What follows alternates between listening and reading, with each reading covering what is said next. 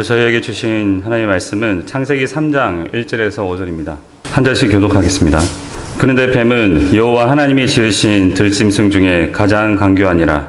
뱀이 여자에게 물어 이르되 하나님이 참으로 너희에게 동산 모든 나무의 열매를 먹지 말라 하시더냐.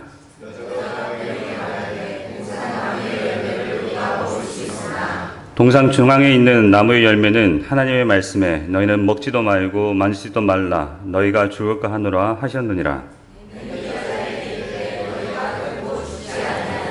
다 같이 읽겠습니다.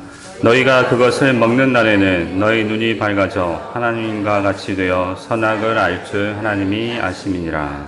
하나님은 사람을 하나님의 형상과 모양으로 창조하셨습니다. 로마 가톨릭은 하나님의 형상과 하나님의 모양을 따로 구분해서 설명하면서 하나님이 애초에 사람을 불안정하게 창조하셨다고 이렇게 말합니다. 펠라기우스주의자들도 이와 같은 비슷한 말을 하지요. 하지만 성경은 그렇게 말하지 않습니다. 하나님이 지으신 그 모든 것을 보시니 보시기에 심히 좋았더라. 저녁이 되고 아침이 되니 이는 여섯째 날이니라. 거룩하신 성삼위 하나님은 불안정한 것은 하나도 없는 보시기에 심히 좋은 상태로 세상을 창조하셨습니다. 그렇기 때문에 우리가 지금 이 세상에서 경험하는 타락하여 불안정한 상태가 아닌 완전히 의로운 상태로 모든 것이 창조되어 있었고 그로 인해 죄도 아픔도 죽음도 없는 상태였습니다. 따라서 우리의 첫 도사 아담과 하와는 죄가 전혀 없는 몸과 마음을 가지고 죄가 전혀 없는 삶을 살았습니다. 저는 그러한 삶이 어떤 삶이었는지 대해서 되게 궁금하거든요. 그래서 사실 재성이 있는 상태로 타락한 세상에서 살고 있는 우리는 그러한 삶을 상상하는 것조차 사실 쉽지가 않습니다. 거듭난 신자라 하더라도 여전히 죄성이 남아있어서 거룩한 것을 생각할 때조차도 세속적인 것을, 세상적인 것을 섞어서 생각할 때가 많죠.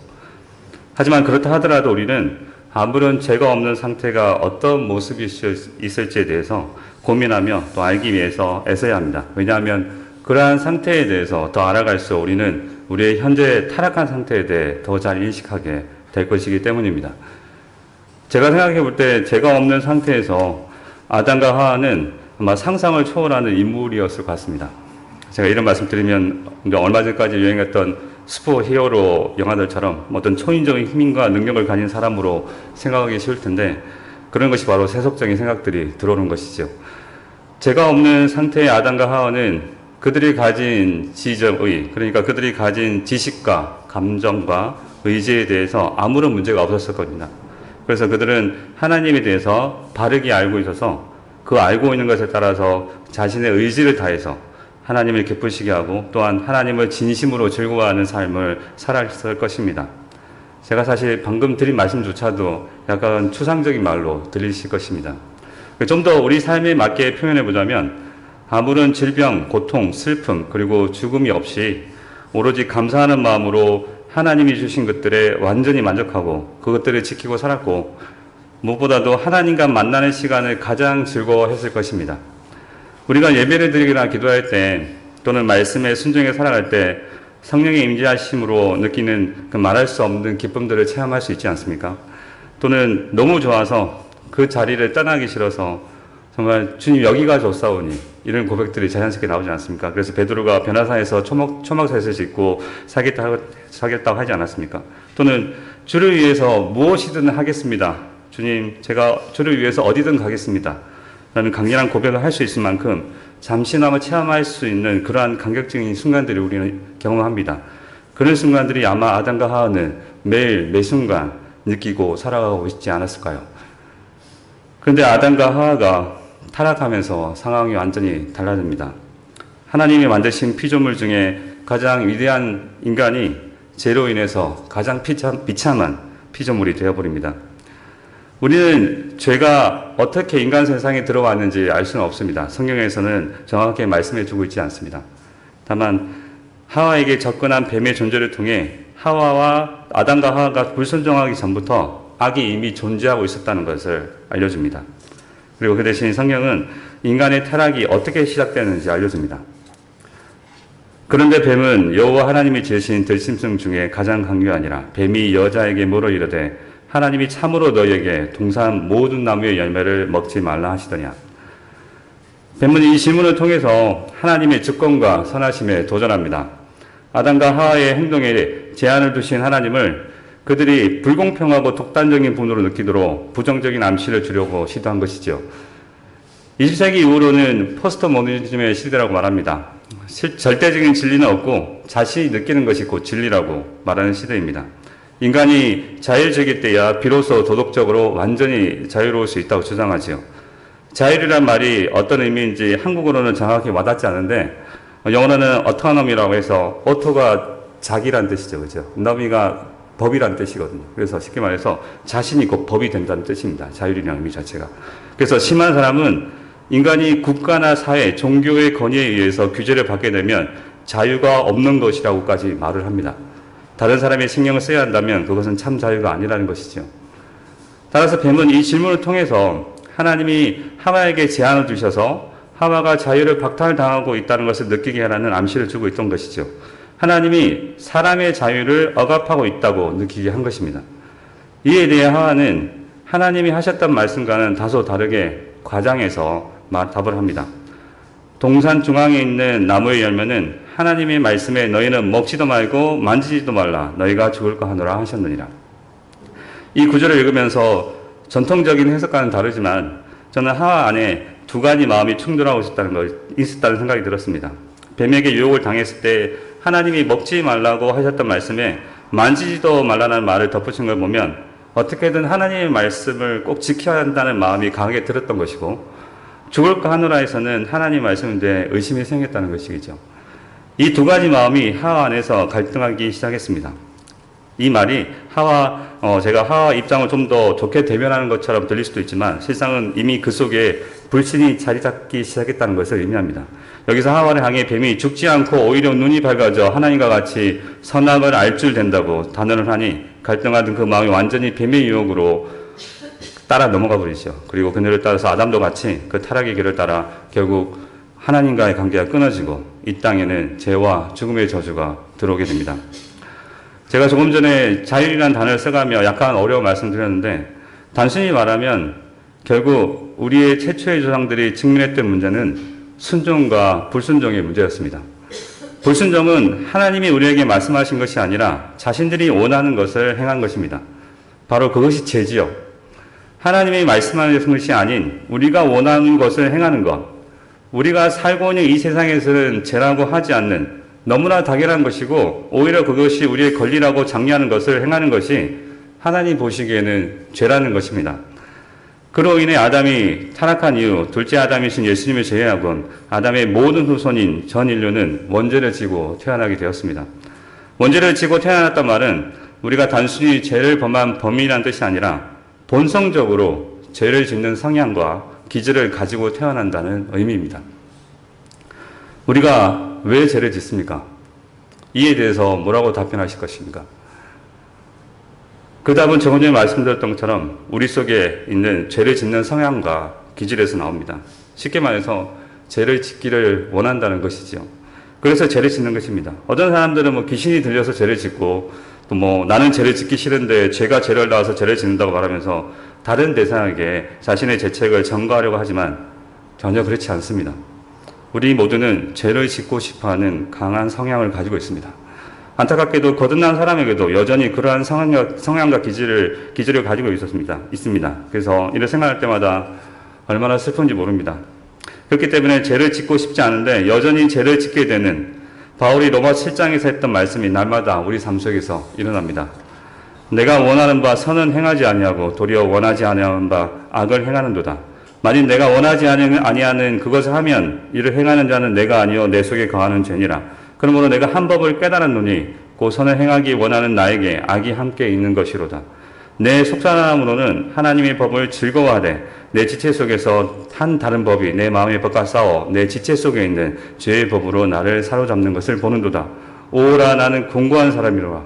이 사망의 몸에서 누가 나를 건져내랴. 또한 어떤 사람들은 하나님을 모르는 사람들 중에도 죄를 짓지 않고 착하게 사는 사람이 있다고 말을 합니다. 주위에 그런 분들 계시지 않습니까? 그죠? 저 사람은 법 없이도 살 수 있는 사람이라고. 그런데 예수님을 안 믿는다고 해서 근데 예수님을 안 믿는다고 하지만 법 없이 살 수 있다는 뜻이죠. 하지만 그 사람들이 과연 죄가 없습니까? 십계명을 보면 크게 두 부분으로 나눠져 있습니다. 우리는 그것을 크게 하나님의 사랑과 이웃 사랑으로 추격합니다. 이 둘 중에 눈에 보이는 이웃 사랑은 신자가 아니더라도 충분히 행할 수 있습니다. 그래서 여러 매체를 보면 오히려 불신자들의 정직과 희생을 더 크게, 더 많이 부각시키는 뉴스를 쉽게 접할 수 있습니다. 하지만 하나님과의 관계는 어떻습니까? 그들이 하나님에 대해서 할 수 있는 것은 하나도 없습니다. 그들의 행위는 하나님과 아무런 관련이 없습니다. 오히려 하나님이 주신 것을 가지고 하나님을 높이기보다 자신이나 인류를 높일 뿐입니다. 이에 성경을 말씀합니다. 기록된 바 의인은 없나니 하나도 없으며 깨닫는 자도 없고 하나님을 찾는 자도 없고 다 치우쳐 함께 무익하게 되고 선을 행하는 자는 없나니 하나도 없도다. 이와 같은 예를 보여주는 사건이 성경에 있습니다. 예수님이 십계명의 후반부를 어려서부터 잘 지켰다고 자부하던 부자 청년에게 자신이 가진 모든 것을 다 팔아 가난한 자들에게 나누어주고 예수님을 따르라고 했을 때 그 청년은 심히 근심하며 예수님을 떠나갈 수밖에 없었습니다. 그는 너는 나 외에 다른 신을 두지 말지니라 라는 제1계명을 지킬 수 없었기 때문입니다. 그에게는 돈이라는 우상이 있었기 때문입니다. 어떤 사람에게는 명예, 권력, 칭찬, 자기 만족 등등이 우상으로 자리 잡고 있어서 행위로는 하나님이 정하신 법을 지키는 것처럼 보이지만 실상은 전반부인 하나님의 사랑, 하나님을 저버리고 있는 것입니다. 이에 관해 삭개오는 어떻습니까? 그는 자신에게 온 기회를 정말 전심으로 활용합니다. 그는 로마 제국의 세리장으로서 다른 사람들을 가르쳐했는지 정확하게 알 수 없지만 그의 말과 그 당시의 관행을 살펴보면 충분히 그는 다른 사람들의 돈, 특히 자기 민족의 돈을 가르쳐했음이 틀림없습니다. 그에게 돈과 권력이 우상이었을 것입니다. 하지만 그는 예수님이 찾아오셨을 때 전심으로 예수님을 맞이했습니다. 자신이 섬기던 우상, 돈을 다 버리고 예수님을 택함으로써 율법의 계명을 지키게 된 것이죠. 이러한 변화는 마음에서부터 시작되어야 합니다. 우리 힘이 아닌 우리 주 예수 그리스도의 십자가의 죽으심과 부활로 임하신 성령께서 우리의 마음의 성향과 기질, 죄를 짓고 싶어하는 그 성향과 기질을 바꾸어 우리 영혼 안에 하나님을 향한 참된 사랑과 열망을 창조해 주실 때만 가능합니다. 그 전까지는 우리가 행하던 가장 큰 덕, 아무리 좋은 일도 어거스틴의 말을 빌리자면 근사한 악일 뿐입니다. 또한 어떤 사람들은 심지어 교회를 다니는 사람 중에서도 창세기에 나오는 그 창조 기사 또는 그 타락 기사를 웬만한 종교에 나오는 다 신화로 치부해버립니다. 뭐 창조 설화 뭐 이렇게 얘기해버리죠. 그런데 그 사람들은 자신들이 당하는 슬픔과 고통, 스트레스와 고통, 고생 등은 신화라고 생각하지 않습니다. 현실이니까요. 그죠? 그런데 성경에서는 그들이 겪는 현실에 대해 죄에 대한 저주로 인해 발생한 현실에 대해 정확하게 기록하고 있습니다. 회개하지 않은 아담과 하와를 향해 하나님은 저주를 하십니다. 또 여자에게 이르실 때 내가 내게 임신하는 고통을 크게 더하리니 네가 수고하고 자식을 낳을 것이며 너는 남편을 원하고 남편은 너를 다스릴 것이니라 하시고 아담에게 이르실 때 네가 네 아내의 말을 듣고 내가 네게 먹지 말라 한 나무의 열매를 먹었은즉 땅은 너로 말미암아 저주를 받고 너는 네 평생에 수고하여야 그 소산을 먹으리라. 땅이 네게 가시덤불과 엉겅퀴를 낼 것이라. 네가 먹을 것은 밭의 채소인즉 네가 흙으로 돌아갈 때까지 얼굴에 땀을 흘려야 먹을 것을 먹으리니 네가 그것에서 취함을 얻었음이라. 너는 흙이니 흙으로 돌아갈 것이니라 하시니라. 우리는 하나님이 아담과 하와에게 하신 저주 아래 살아가고 있습니다. 하나님의 말씀을 보면 아담과 하와에게 교훈에 대한 책임을 지게 하시지요. 아내는 자신의 잘못을 자기에게 떠넘기는 남편에게 순종하며 살아야 합니다. 남편은 어떻습니까? 평생을 스트레스와 피곤을 경험하고 가족을 먹어 살리기 위해서 이마에 땀을 흘리며 생계를 유지하도록 하셨습니다. 그것뿐입니까? 툭하면 자신의 머리 위에 앉으려고 하는 아내와 기득권 다툼을 하며 살아갑니다. 부부뿐만이 아닙니다. 자식이 태어나면 자식과의 문제, 사람들이 늘어가면서 온갖 문제들이 발생합니다. 이러한 것들은 죄와 분리될 수 없습니다. 죄로 인해 발생한 저주들이죠. 우리들이 이 세상을 살면서 겪는 고통을 생각해보면 충분히 알 수 있습니다. 사랑하는 사람의 죽음, 고칠 수 없는 질병, 서서히 약해져가는 육체, 깨어진 관계, 험담, 살인, 강도, 도둑질, 자살, 간음, 요즘 많이 발생하는 정신적인 질환들과 무지와 폭행들도 우리가 알고 있는 고통 중에 죄와 관련 없는 것은 이 중에 하나도 없습니다. 바로 이 세상은 우리 죄 때문에 저주받은 것이고 그에 대한 결과를 우리가 고스란히 받고 있는 것입니다. 이것이 현실이죠. 그리고 때가 되면 인간은 하나님의 심판대 앞에서 모든 죄가 낱낱이 드러난 상태에서 아무런 말도 못하고 그 죄에 대한 책임을 지고 형벌을 감당해야 할 것입니다. 얼마 전 인터넷 기사를 보니 폐암 치료제였던 것으로 기억나는데요. 이제 그 치료제가 의료보험 적용이 가능하게 돼서 수많은 사람들이 저렴한 가격에 치료를 받을 수 있게 되었다는 기사를 읽은 적이 있습니다. 정말 기쁜 소식이죠. 인류의 과학 문명이 발전하면서 새로운 치료제가 우리의 질병을 낫게 할 수 있습니다.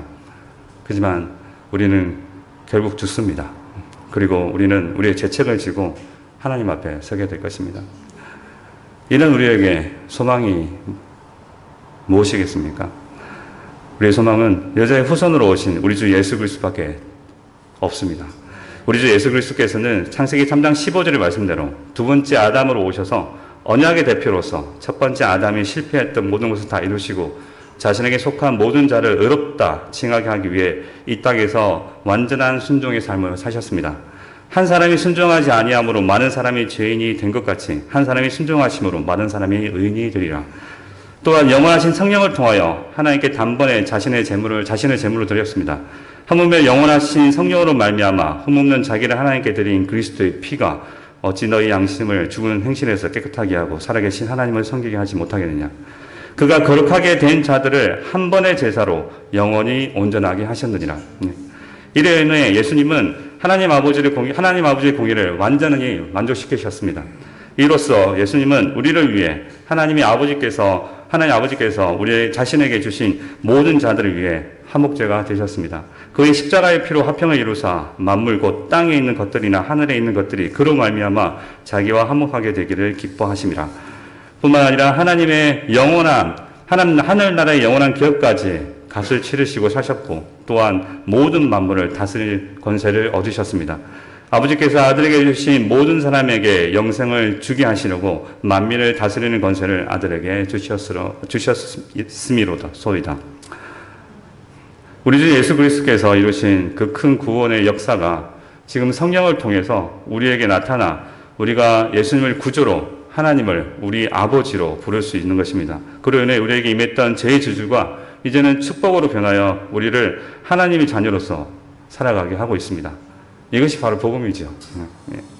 이런 복음을 누리고 살아가는 우리가 항상 주의할 것이 있습니다.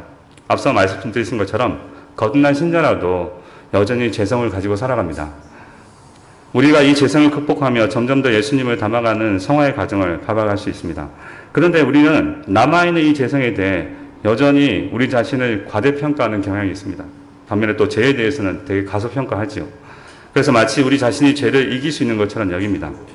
아니면 자신의 죄가 아닌 것처럼 죄를 짓고도 죄로 인식하지 못할 때가 많습니다. 말씀을 통해 들을 때는 그렇지 모든 것이 우리 주 예수 그리스도의 은혜와 하나님의 사랑과 성령님의 역사심이야라고 고백하지만 막상 현실에서는 그렇지 못한 것이 사실입니다.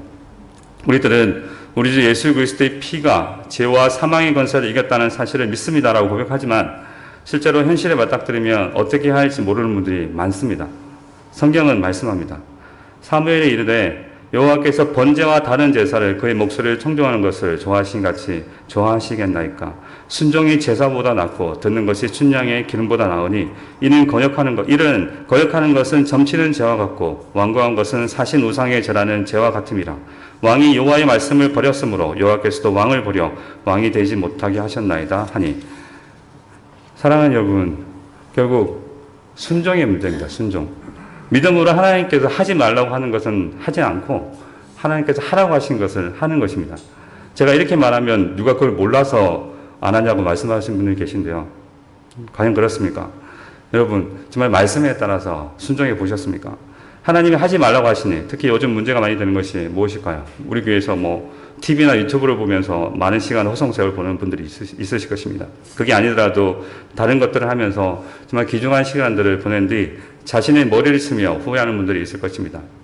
그럴 때 이 말씀을 생각하면서 기도하고 믿고 순종해 보시기 바랍니다.